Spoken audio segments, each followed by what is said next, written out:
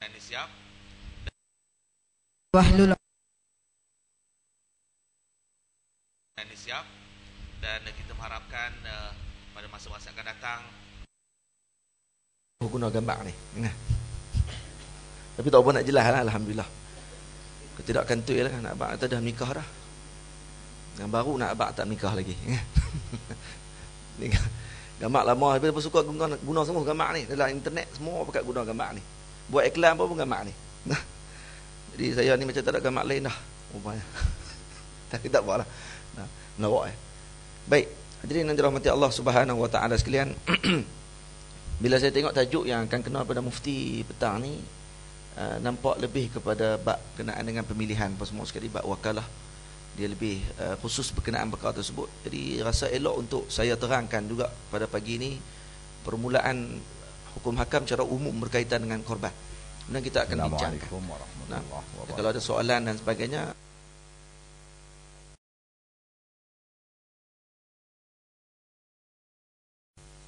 wassalatu wassalamu ala asyrafil anbiya'i wal mursalin sayyidina Muhammadin wa ala alihi wa sahbihi ajma'in. Subhanaka la ilma lana illa ma 'allamtana innaka antal alimul hakim. Rabbi shrah li sadri wa yassir li amri wahlul 'uqdatam min lisani yafqahu qawli. Yang mulia Tuan Pengerusi Majlis, yang bahagia Datuk Dr. Juwita Fazali, Kepala Hospital Sultanah Bahiyah Al-Star, bahagia Ustaz Ismail,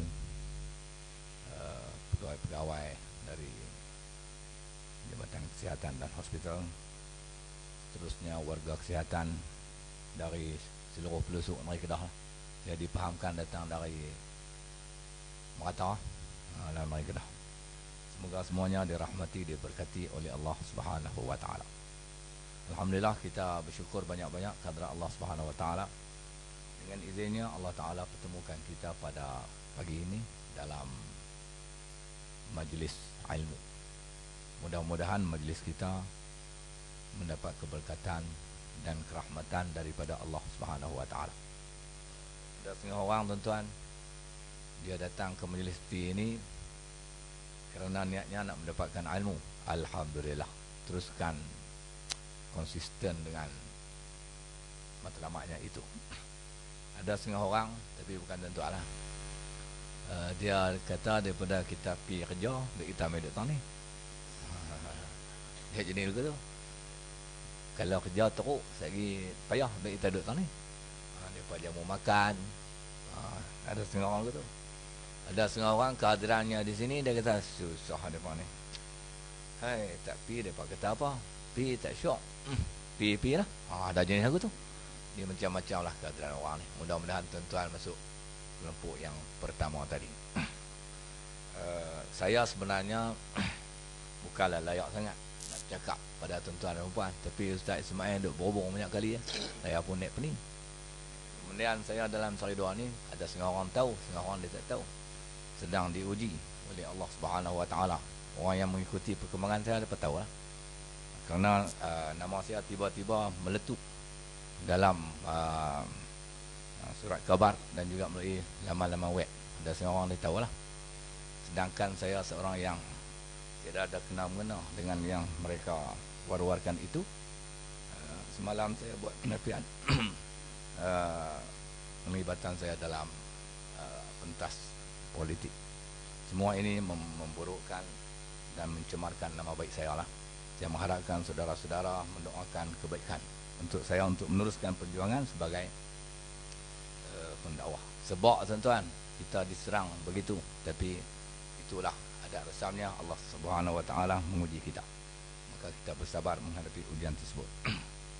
Kita terus masuk pada tajuk kita lah pada hari ini. Ni tak ada selek apa ni. Selek dia pakai selek tradisional. Tuan-tuan dengar sudah lah, saya nak syarah lah. Yang pentingnya tuan-tuan faham dan tuan-tuan buat apa yang saya kata ni.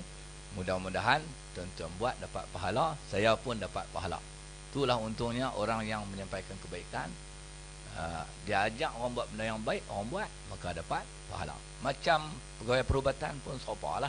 dia buat benda yang baik, pegawai perubatan, pembantu pegawai perubatan, orang yang terlibat dengan kerja-kerja perubatan ni, daripada doktor sampai ke bawah, misi senang, dia buat benda yang baik, dia pun dapat pahala. Dia rawat orang, katalah pakcik yang main daripada Padang Sera, duduk di Wat sampai sebulan, makcik yang main daripada Sungai Tiang, duduk di Wat sama sebulan, doktor dengan penuh kesungguhan merawat dia, nurse pun dengan penuh kesabaran tanpa leteran merawat dia, maka sihat makcik ni. Akhirnya dia keluar daripada Wat, dia boleh meneruskan ibadatnya seperti biasa berkat pertolongan daripada anak-anak menakan dia. Makcik doktor-doktor muda ni kira anak menakan dia lah. Misi-misi yang muda tu barangkali bakal menantu dia. Kita tak kira lah kan. Jadi tak dapat pahala ke tu? Memang dapat pahala. Kerana orang tua tu kembali segar bugar, dapat melaksanakan ibadat berkat pertolongan anak-anak dia, anak-anak muda dia, doktor dan juga misi-misi. Itu juga adalah pengorbanan. Masuk dalam konteks kita ni, kita korbankan kudrat, tenaga kita, kepakaran kita untuk kebaikan orang, maka kita mendapat pahala. Allah meletakkan kita sebagai orang yang terbaik. Khairun nas anfa'uhum linnas. Sebaik-baik manusia adalah orang yang banyak memberi manfaat kepada manusia yang lain. Jadi doktor jangan silap bagi ubat. Bagi ubat dia tidak memberi manfaat. Ada seorang doktor, saya tidak mau beritahu namanya, bahaya.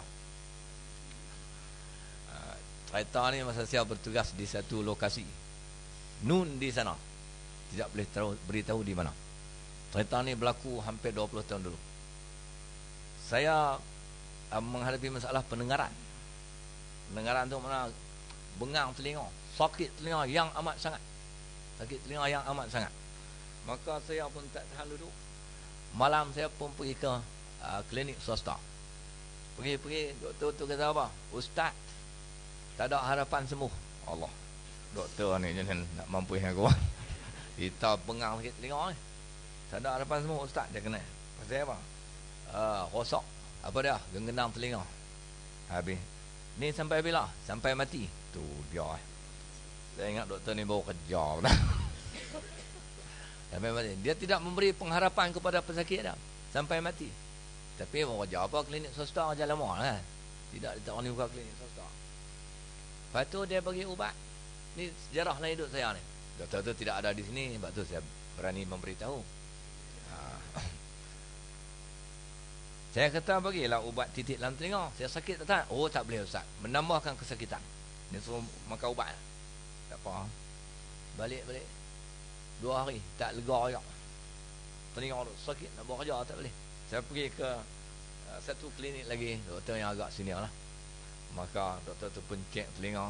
Okey, dia tanya doktor yang tua ni, tak pecah. Dia tanya benda apa yang pecah?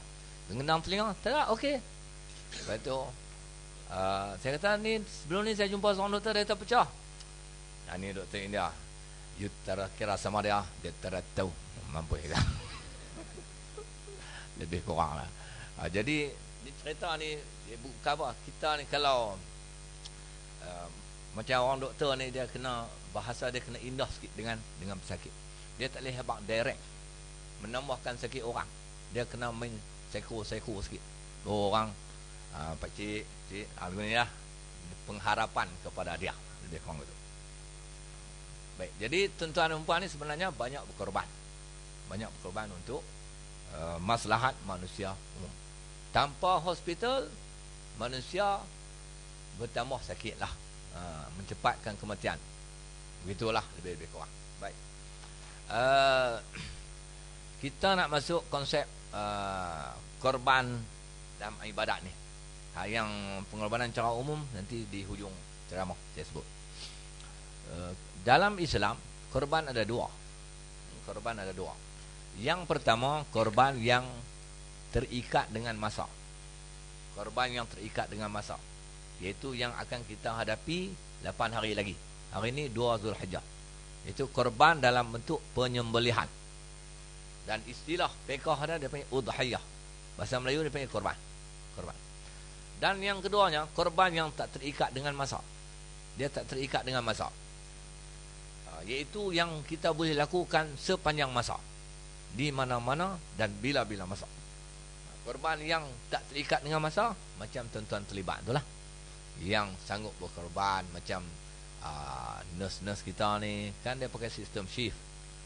Yang bertugas malam-malam tu korban tu. Malam orang tidur, bukan orang bekerja. Betul. Tapi katakan hospital dia tutup malam, dia dekat pukul 5 misal katalah, tuan-tuan tak sanggup berkorban, sistem dia tu. Dia tutup malam, doktor pun tak ada, on call apa tak ada. Lepas tu accident pukul 8 malam. Ni kira teruk tu. Ambulans pun tak ada. Orang awam yang mai. Ni hospital esok buka. Doktor esok dah mai. Ni kawan ni nak mampu tak mampu lu. Lebih kurang betul lah. Tuan-tuan faham cerita tadi? Itu dia panggil pengorbanan. Pengorbanan sanggup bersengkang mata malam-malam. Ni macam misi-misi kita ni. Kalau suami kita tak faham kerja, susah rumah tangga. Suami tak faham kerja, susah rumah tangga. Tahu? Dia ada shift malam, shift siang. Kadang-kadang suami buta perut ni. Ni apa? Kerja malam-malam. Shift malam minggu ni abang ni. Kau shift dekat siang sudah, malam tak ada. Tak boleh bang kerja dengan hospital. Beritahu pengarah hospital. Dekat siang saja. Siang saja. Laki bini pun nak bengang, abang hospital tu kan hak kepala bapak hang punya. Lebih kurang tu lah. Faham ni? Itu dia panggil pengorbanan. Doktor pun serba. Kadang-kadang nak cuti tak boleh. Baru menikah lah tu doktor muda. Baru menikah nak cuti, kawan nak pergi lah honeymoon. Tapi cuti tak dapat. Doktor. Kadang-kadang pasal cuti tak dapat tu, yang jadi mangsa pesakit. Yang jadi mangsa tu apa? Sakit, hangat hati. Lepas tu pesakit duk mengerang tengah malam. Tidur lah, kacau. Kawan tak dapat cuti, hangat hati. Lebih kurang macam tu lah. Baik. Jadi, saya dah sebut dua jenis pengorbanan. Pengorbanan yang terikat dengan masa, tidak terikat dengan masa. Ini fokus kita kepada yang terikat dengan masa. Iaitu korban sembelihan. Korban sembelihan ni, masanya dalam setahun ada 4 hari saja. Tidak lebih daripada itu. Itu dia bermula pada 10 Zulhijjah dan berakhir 13 Zulhijjah. Dia punya timing dia bermula selepas Mayang Raya. Selepas Mayang Raya. Mayang Raya di mana? Mayang Raya di tempat dia nak buat korban. Bukan Mayang Raya tempat lain. Contoh macam inilah, katakan Masjid Negara Semayang Raya pukul 8 pagi, katakan. Di Masjid Langgar atau Masjid Sultanah Bahiyah Mayang Raya pukul 8.30, sana pukul 8. Bermakna sana dalam pukul 8.30 selesai lah. Sini pukul 9.30, pukul 9 mau nak selesai, atau 9 suku. Maka guna waktu lepas Mayang Raya tu, lepas Mayang Raya lokal punya lah, bukan di tempat orang. Jadi dia tengok TV, habis lah, dia pun sembelih korban. Pok sini haram tak habis lagi. Itu tidak dikira, tidak dikira sah. Itu Semayang Raya di tempat dia. Dan berakhir sebelum terbenam matahari. Terbenam matahari ini bahasa orang lama lah, tenggelam ke terbenam ikut suka. Kalau tenggelam dia kena ada ayat kan. Terbenam tak apa. Terbenam matahari hari Tasyrik, iaitu hari yang ke-13. Okey. Jadi apa itu korban yang terikat dengan masa? Iaitu sembelihan. Sembelihan menyembelih binatang-binatang yang tertentu pada hari tertentu bertujuan mendekatkan diri kepada Allah Subhanahu wa taala. Mendekatkan diri itu datangnya konsep ikhlas kerana Allah Subhanahu wa taala. Jadi dia mesti sembelih. Penyembelihan adalah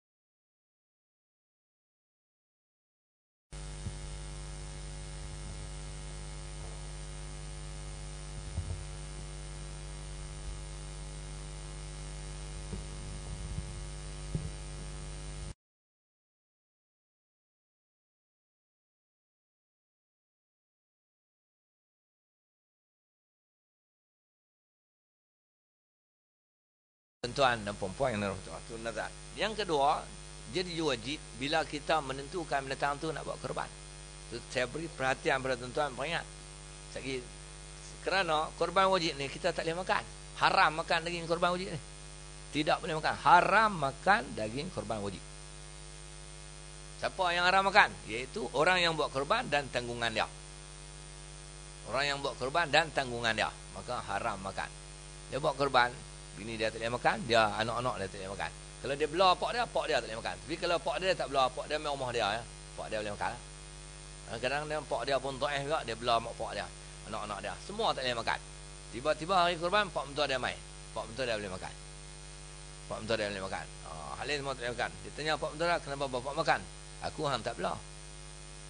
Ni duduk rumah dia ni. Aku mai tengok hang bukan hang belah aku. Jadi tak boleh makan. Jangan tentukan binatang tu korban. Tidak dia jadi wajib. Contoh, lembu ni aku nak buat korban. Lembu ni aku nak buat korban, maka jadi wajib. Tak buat korban berdosa. Lembu ni aku nak buat korban. Ataupun inilah korbanku. Tak korban, inilah korbanku.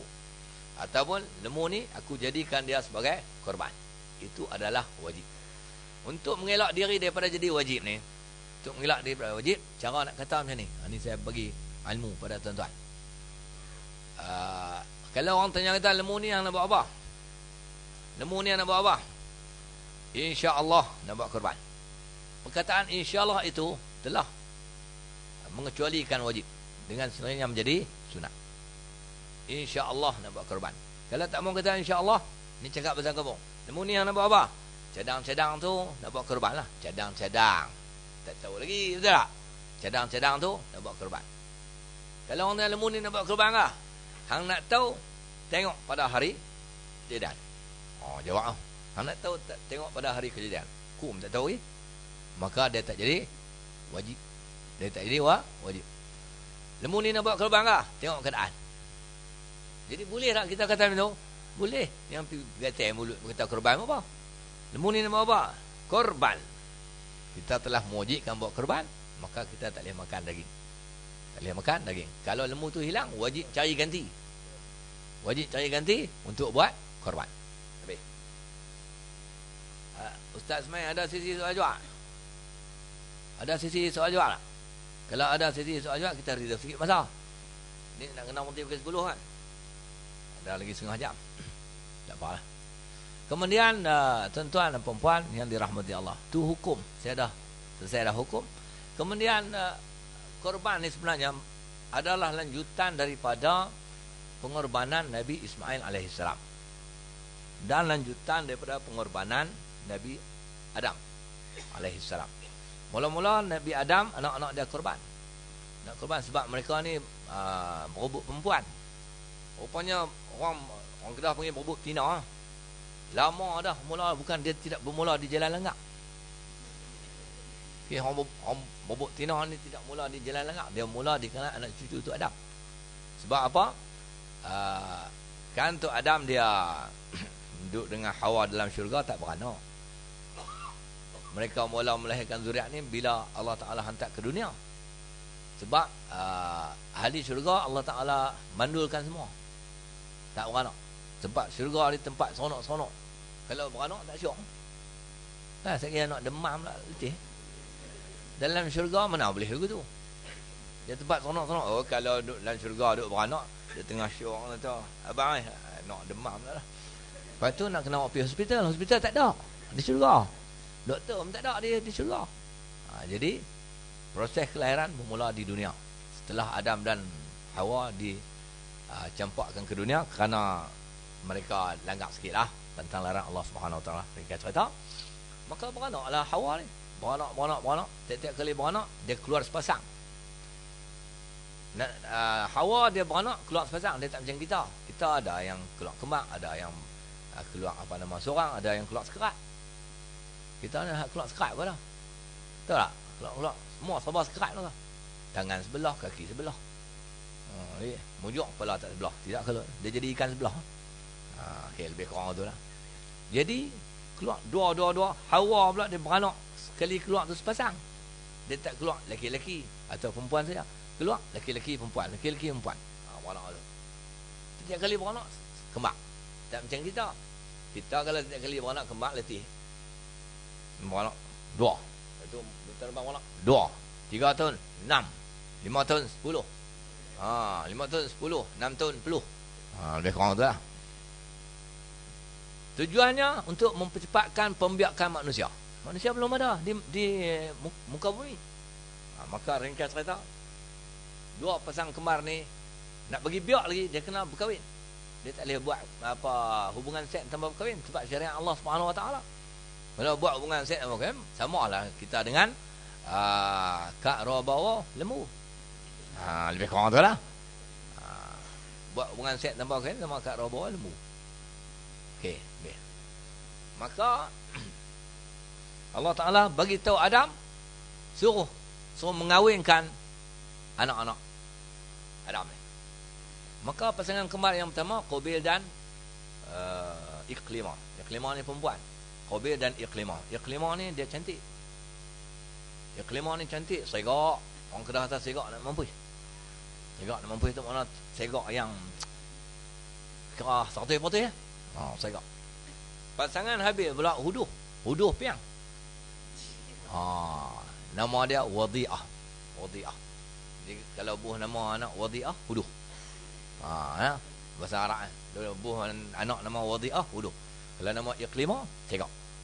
Okey. Jadi pasangan Qabil nama Iqlimah, pasangan Habil nama Wadi'ah. Bila nak kahwin, Allah suruh kahwin cara silang. Dia tak maulah kahwin. Dah Qabil dilahirkan bersama dengan Iqlimah, nikah dua. Nak bagi beza lah sikit. Hikmah zaman tu. Maka buat cara silang. Qabil kena menikah dengan Wadi'ah, Habil kena menikah dengan Iqlimah. Habil tidak berkata apa-apa. Iqlimah tu cantik. Tapi Qabil protes. Kita mana boleh. Iqlimah beranak dengan aku. Hang kena menikah Wadi'ah lah dia beranak dengan. Qabil tak, ini perintah Tuhan. Lebih kurang itulah. Dia tak puas hati. Maka dia kata kepada bapak dia tak boleh, ni perintah Tuhan. Akhirnya dia kata pada Qabil, dia kata aku bunuh hang. Dia tujuan nak bunuh tu nak menikah Iqlimah juga. Habil kata Allah Taala, sebelum tu depa buat korban. Depa bila dia tak puas hati, Allah suruh buat korban.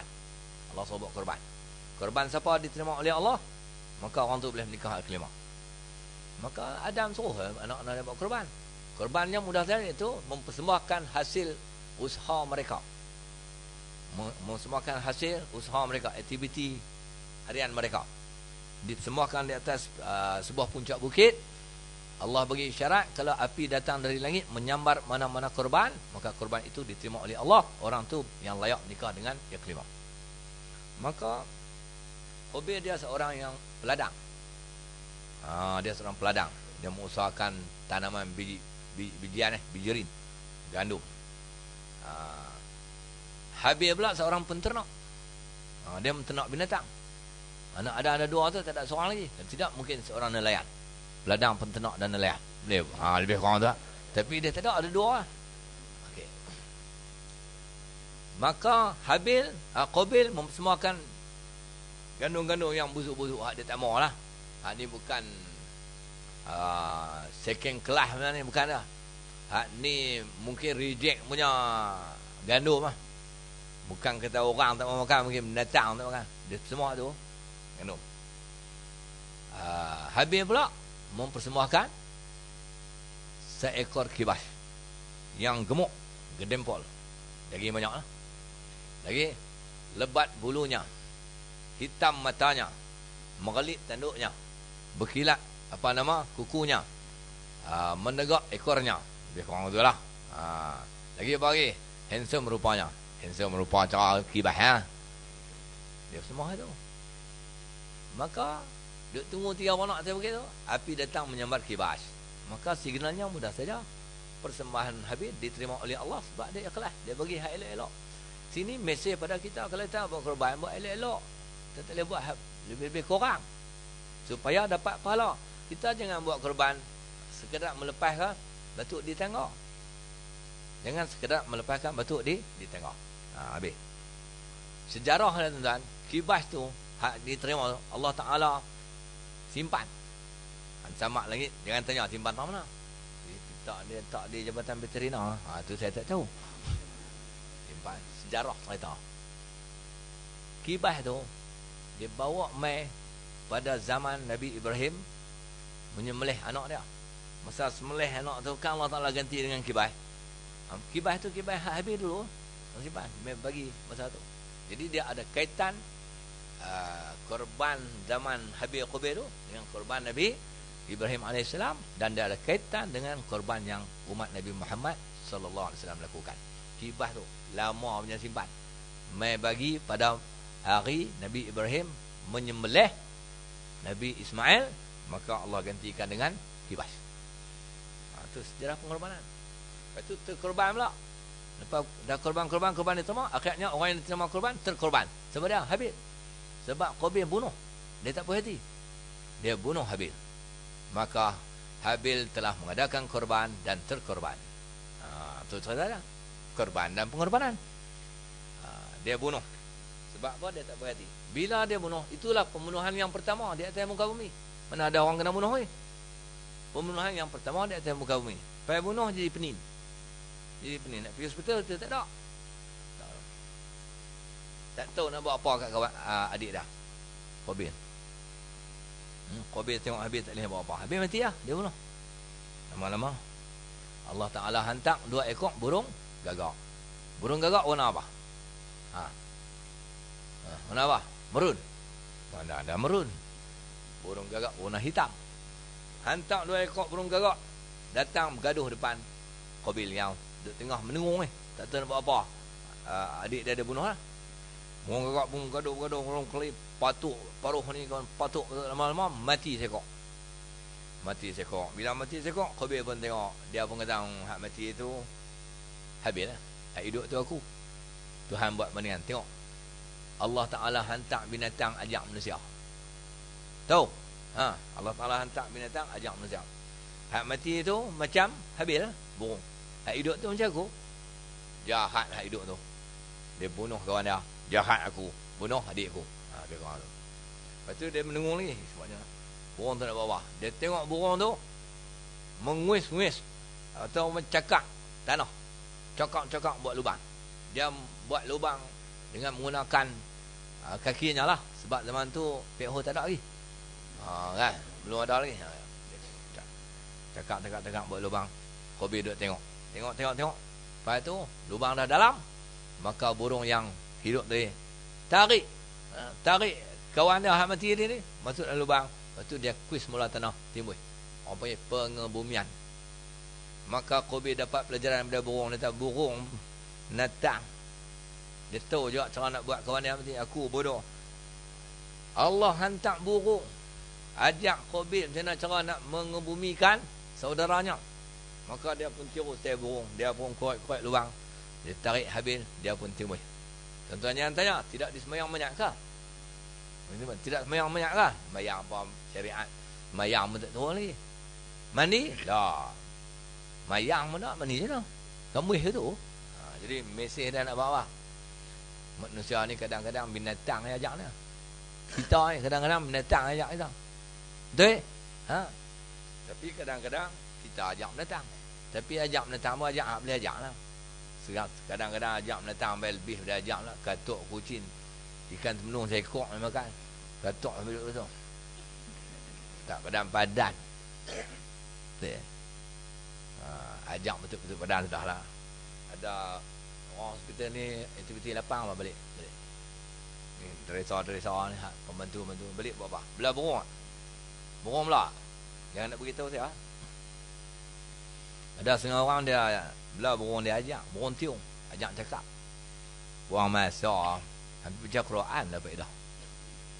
Dia kikis lidah burung. Lepas tu dia ajak cakap. Ajak senang lah. Tak, bukan ajak cakap banyak-banyak.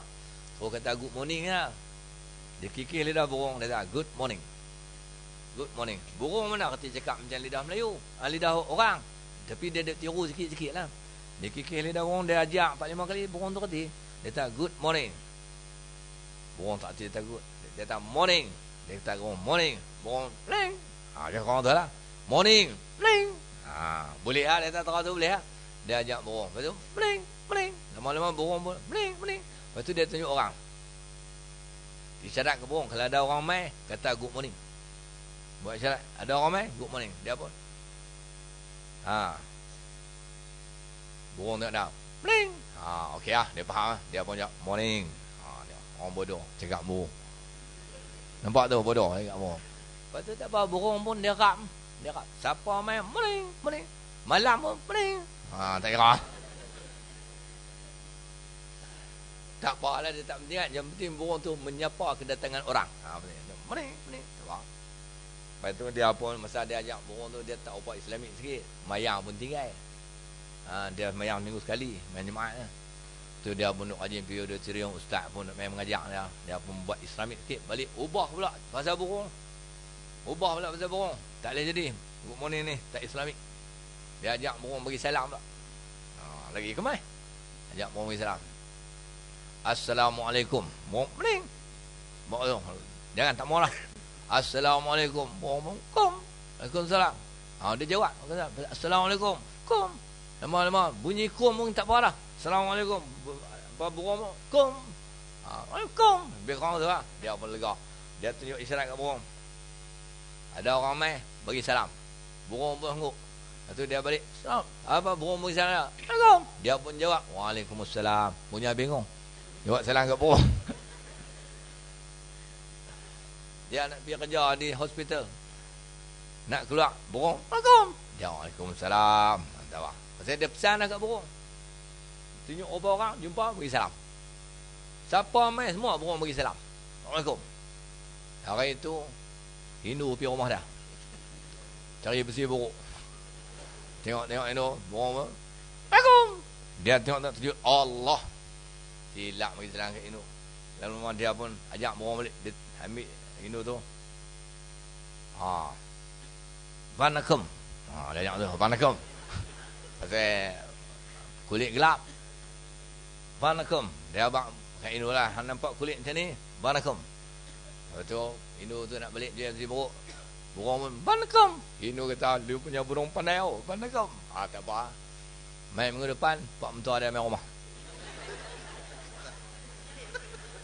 Pak mentua dia hitam macam Hindu. Buat aja teruk. Pak mentua dia main burung pun Vanakkam. Pak mentua dia kata haram jadah. Dia kau tu. Tak pasal. Jadi hang nak ajak orang, nak ajak lah benda yang betul. Ajak burung buat apa? Burung tu macam anjing ajak cara buru. Benda tak betul ajak lah. Tu mesej yang saya sampaikan pada tuan-tuan. Habis. Berikutnya tuan-tuan, kita nak buat korban ni. Kita kena binatang tadi dah sebut dah. Kemudian umur kena ambil kira. Dia ada 3 kategori umur. Unta 5 tahun ke atas. 5 tahun ke atas. Mana 5 tahun sehari ya? Dan ke atas.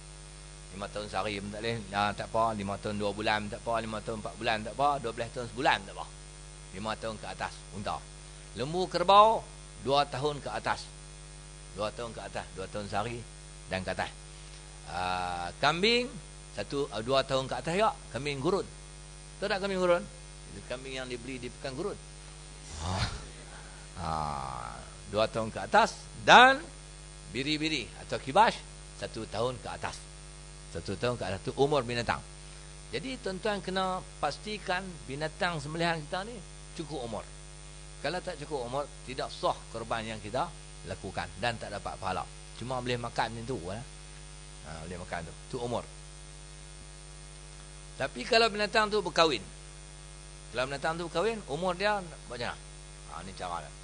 Binatang dia kena berkahwin dalam kelompok dia. Dalam kelompok an'am. Boleh buat korban. Contohnya, unta kahwin dengan kebau. Unta kahwin dengan kebau. Maka nak tengok umur macam mana? Unta dah kahwin dengan kebau. Lepas tu dapat anak. Anak tu dia panggil anak apa? Unta kerbau. Jadi unbau. Unbau. Anak ni nak dihukum unta ke nak dihukum kebau? Unta menikah dengan kebau. Boleh tak unta menikah dengan kebau? Boleh tak? Benda tidak mustahil. Letak dalam kandang unta dengan kebau, hal lain tak ada. Dia pun menafsu juga. Tak unta dengan kerbau. Nang kandang dua tu halin tak ada. Unta tengok Allah, tidak ada unta. Tidak ada unta. Dia pun kerbau lah. Lebih kurang tu. Kerbau lah. Kerbau pula tengok unta tadi. Allah, tiada ada kerbau. Unta pun unta lah. Maka akhirnya dapat anak. Biasa, tak pelik apa. Macam kita menikah ada cari orang Kedah, tidak menikah orang Johor pun Johor lah. Asal nak orang Kedah, tidak. Kadang-kadang nikah orang Malaysia tak ada. Mengelar pun mengelar lah. Tak ada masalah. Biasa. Tak ada masalah apa. Jadi kalau unta kahwin dengan kerbau, dia umur anak yang dilahirkan oleh dua jenis binatang ni, nak kira anak apa? Maka kalau orang dilihat pada bapaknya, binatang dilihat pada ibunya. Jadi kalau unta menikah dengan kerbau, kalau unta tu lelaki pula. Unta tu jantan, kerbau tu betina. Kalau dilahirkan anak, maka anak dihukum kerbau. Maka umurnya kena ikut umur kerbau, 2 tahun ke atas. Tapi kalau kerbau tu jantan, unta tu betina, dapat anak tu ada anak unta. Anak unta umurnya 5 tahun ke atas. Kerbau menikah dengan kambing. Ada kemungkinan. Kerbau menikah dengan kambing. Kerbau jantan, kambing betina. Agak jadi tak? Macam orang Afrika nikah dengan orang Lenggak. Lebih kurang tu. Kerbau menikah dengan kambing. Kalau kerbau menikah dengan kambing, kalau kerbau tu jantan, kambing tu betina, dapat anak dikira kambing. Kalau kambing tu jantan, kerbau tu betina, lagi kuat kambing tu. Dapat anak tu kerbau. Umur tu ikut ibu dah. Tu cara dah. Ya. Tapi kalau yang an'am tadi dia menikah dengan lain, maka langsung anak dia tak boleh buat korban tu. Macam kambing menikah dengan pelanduk. Tak kira lah salah sekok untuk menang kambing, maka dapat anak tak boleh buat korban. Dia terkeluar daripada an'am. Kerbau menikah dengan kuda. Kijang menikah dengan lembu. Dapat anak tak boleh buat korban. Itu cara dia. Kemudian umur dah cerita. Kemudian binatang tu pastikan dia selamat daripada kecacatan yang nyata. Kalau dia cacat yang nyata, tak boleh buat korban. Apa dia kecacatan yang nyata? Nombor 1, lembu sepet sebelah.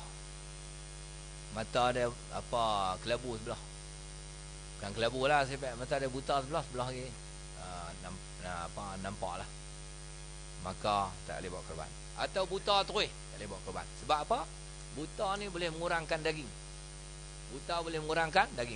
Kecacatan yang boleh mengurangkan daging, maka tidak sah buat korban. Mereka kata, sungguh ke buta kurang daging? Pak dia buta tak kurang pun semua. Dia beza orang buta dengan lembu buta. Lembu ni kalau buta kurang lagi, sebab dia tak nampak benda makan. Tabur depan dia pun, dia tak nampak. Bubuh punya sedap, dia rumput Australia mana. Dia buta. Dia tak makan, dia tak nampak rumput. Kita abang dia rumput, dia bukan reti dia lembu. Akhirnya dia sedih, kurus tu. Itu buta mengurangkan daging. Capit, tempang mengurangkan daging. Tak boleh buat. Jadi lembu korban, kalau capit tempang tak boleh buat korban. Capit yang nyata lah. Kalau kita lepas duduk dalam kandang ni, buka pintu kandang, sana ada rumput. Lembu banyak.